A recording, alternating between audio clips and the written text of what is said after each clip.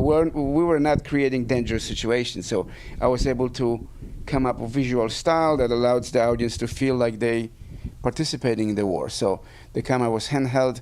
Usually the camera was just one single camera following the actors. You know, when the actors fell down, the operator would fall down, that kind of stuff. The explosions were happening left and right.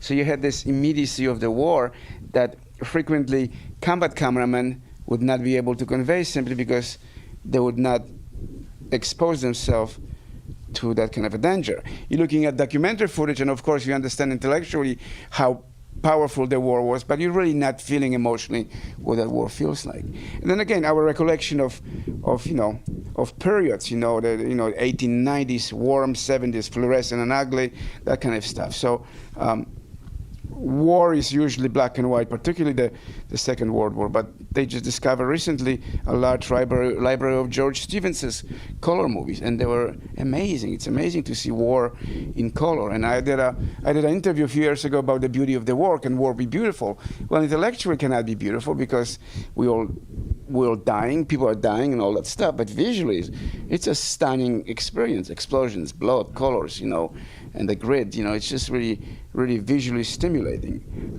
It's not beautiful, it's just visually stimulating, the war.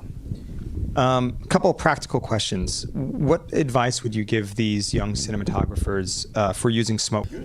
Use it. How about keeping it consistent?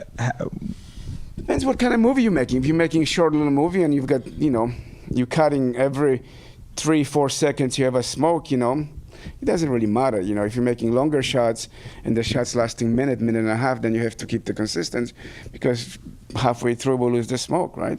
You'll lose the smoke. So you have a guy who's just going to feed the smoke during the take, And don't be afraid of digital this and digital that. I did this little television thing